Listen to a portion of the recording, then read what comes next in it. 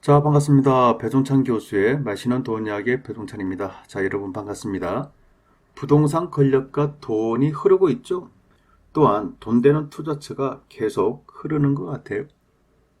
이처럼 사회는 급속하게 변화되는 것 같아요.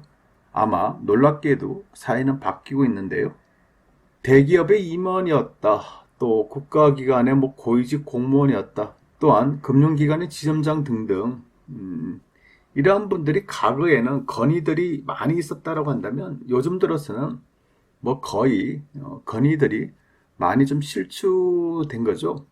특히 군대 같은 경우에는 정말 놀랍게 좀 변화되고 있죠. 그냥 2020년제 동기제예요. 그냥 2020년에 들어왔다면 1월 군번이나 12월 군번이나 동기라는 겁니다. 이등병이나 일병이나 상병. 그래요. 엄청난 변화죠. 심지어 병장이 중대장을 구타하는 그런 시대이지 않습니까? 또 어떻게 보면 그만큼 건의라는 게 없어지는 그런 시대가 됐다라고 말씀을 드릴 수 있을 것 같아요. 엘빈 토프르는 자신의 저서 권력 이동에서 이렇게 이야기하죠. 권력이라는 거는 힘 있는 자에게서 돈 있는 자로 넘겨왔고, 또한 앞으로는 돈 있는 자에게서 지식 많은 자에게 이제 권력이라는 게 넘어갈 거라고 이렇게 이야기를 했죠. 여기서 말하는 힘 있는 자와 돈 있는 자는 어떻게 보면 강한 사람들 아닙니까? 강하고 또 부자들을 이야기하겠죠.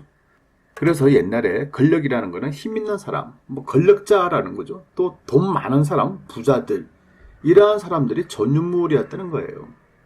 그런데 앞으로 미래의 사회는 지식을 많이 가진 자, 그런 사람들이 권력을 지닌다는 거죠.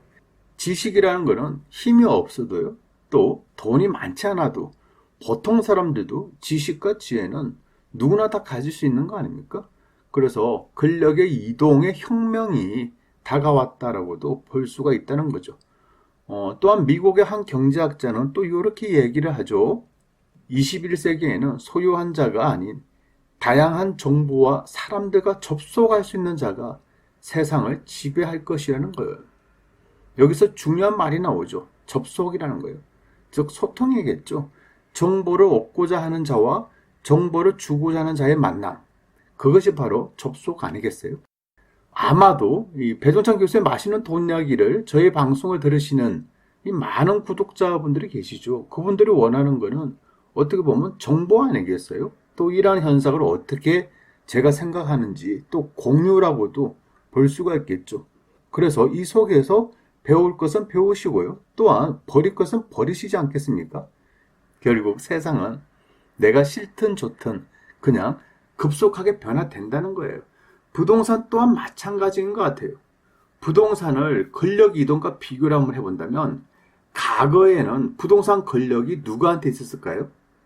당연하죠. 개발 계획을 알 수 있는 특수계층, 이런 사람들이 부동산의 권력을 가지고 있었다라고 볼 수가 있겠죠.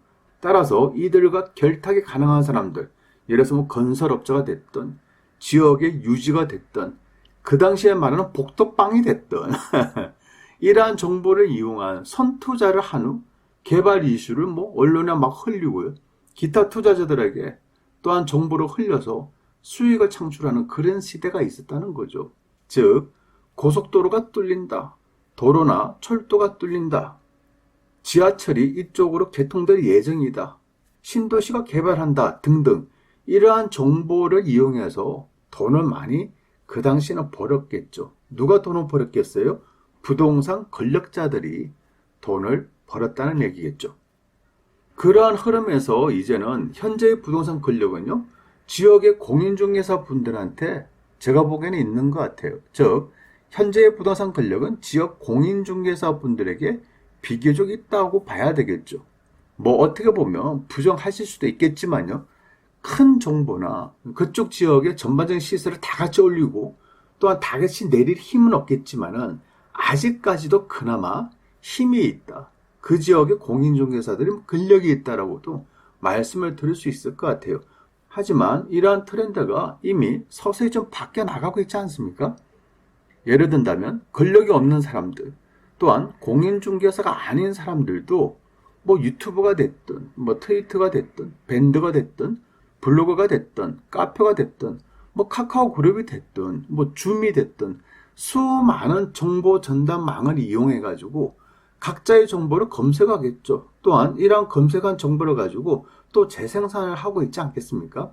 따라서 이제는 제가 보는 점에서는 그래요. 이처럼 전달하는 사람들에게 권력이 넘어가고 있다라고도 말씀을 드릴 수 있을 것 같아요. 따라서 엘빈 토플러가 말한 권력 이동이라는 게 과거에는 힘 있는 자에서 돈 있는 자, 그리고 지식 있는 자에게 넘어가듯이 부동산의 권력 또한 정부기관, 또한 전국적인 유지들에게서 해당 지역의 중개업자로, 또한 중개업자에서 이제는 부동산 정보 플랫폼 전달자에게로 넘어가는 추세가 앞으로 될 것 같다는 거죠. 왜냐하면 이제 모든 개발 정보가 다 투명하게 국민들에게 뭐 바로바로 전달되지 않습니까? TV만 틀어도요, 부동산에 관련된 정보들이 쏟아지고 인터넷만 켜도 부동산에 관련된 정보들이 쏟아지고 있지 않습니까? 따라서 앞으로 나타날 부동산의 현상들은요, 특정 지역에 계속 부동산이 상승하는 이러한 기현상들도 지속적으로 일어날 것 같아요. 아마도 앞으로 다가올 부동산 현상들은 우리가 전혀 생각하지 못한 이야기들이 일어날 가능성이 더 많아졌다라고도 말씀을 드릴 수가 있다는 거예요.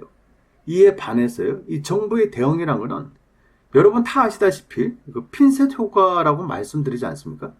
옳은 지역을 콕 찍어서 모르게 규제를 하는 거, 핀셋 효과라는 거죠. 그러면서 뭐 투기를 차단하겠다, 부동산 투기를 건절시키겠다, 부동산 투기를 자시하지 않겠다, 부동산을 찾겠다 등등, 이러한 정책들을 막 쏟아내매도 불구하고 결국 뭐 서울이 오르고 강남이 오르고 신도시가 오르고 수원 대전이 상승하고 인천 군포가 상승하고 김포 천안 등이 상승한 이러한 현상들만 계속 유발시키는 거 아닌가요? 어떻게 보면 부동산을 잡기 위한 부동산 대책들이 오히려 다른 지역의 부동산 가격을 상승시키는 원인을 제공하는 것이 아닐까라는 이런 생각을 할 수도 있다는 거예요. 이처럼 부동산 권력 이동과 돈의 이동은 초고속으로 막 변화되는데 정부의 정책은 뒤따라가는 핀셋 효과 요거밖에 없다는 거예요. 그래서 문제가 되는 거고, 따라서 앞으로의 부동산 시장 또한 정부는 뒷북을 치는 핀셋 효과를 하겠다. 그러면 지정이 안 된 지역으로 돈들이 계속 흘러갈 것이고 이러한 현상들이 지속적으로 일어날 가능성이 많다라고 말씀을 드릴 수 있을 것 같아요. 다만 이러한 사실을 정부가 인지를 하고 뭔가 획기적이고 뭐 특별한 대책, 뭐 파격적인 부동산 규제 정책을 내놓기 전까지는 이러한 현상이 지속적으로 이어질 가능성이 많다라고 말씀을 드릴 수 있을 것 같아요. 아무튼 이러한 상황에서 우리가 현명한 투자를 한다고 한다면, 첫 번째로 본다면 단기적인 매매 차익만 노리면 이건 좀 약간 문제가 돼요. 왜냐하면 환경이 어떻게 변화될지 모르지 않습니까? 예를 들어서 뭐 몇천만 원 투자해가지고 뭐 1,000만 원 올랐는데 갑자기 규제적으로 묶였다. 규제적으로 묶이니까 뭐 순간적으로 2천만 원, 3천만 원 떨어졌다. 그러면 어떻게 하시겠어요? 몇천 투자해가지고 뭐 1,000, 2천원 떨어졌다. 당혹감 느끼시죠? 그러면 뭐합니까? 급매로 파셔야 될 거 아닙니까? 그러다 보니까 이거는 단기적으로 매매 차익은 사고팔고를 굉장히 잘하는 사람도 어렵고 힘든데, 보통 사람들 입장에서 몇천 투자해서 뭐 1,000, 2천 떨어졌다. 그거는요, 공포 그 자체예요. 그러다 보니까 뭐 한다? 팔겠죠. 급하게. 저가로. 그러면 뭐 투자의 의미가 없어지지 않습니까?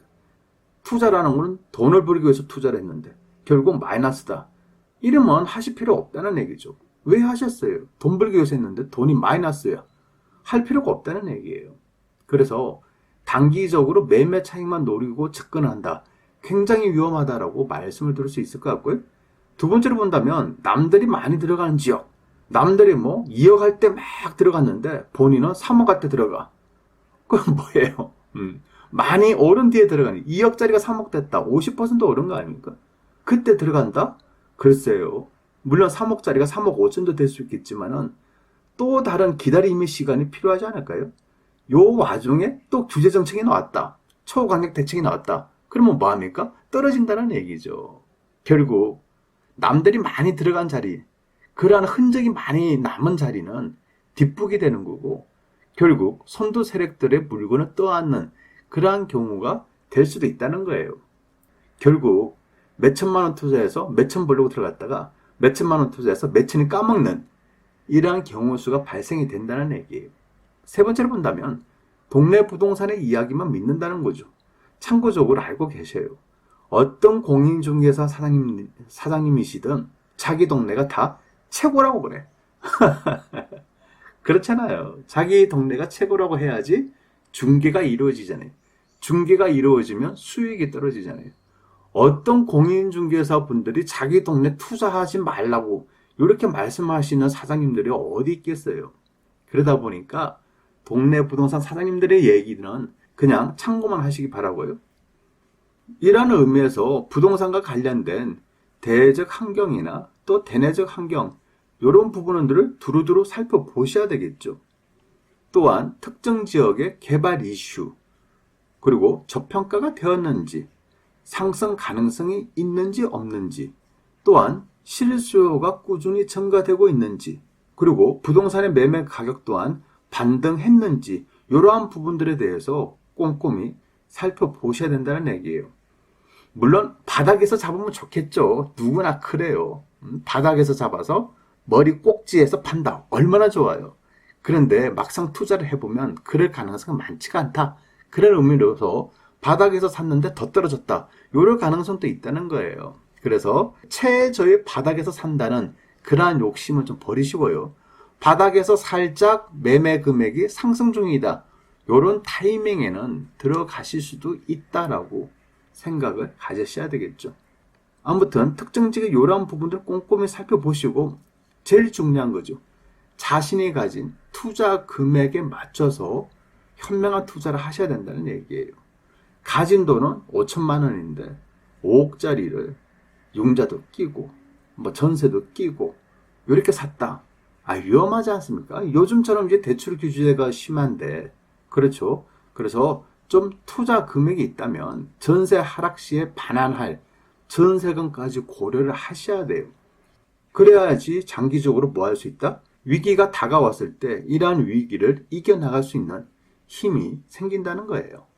결국 부동산 투자라는 게 그래요.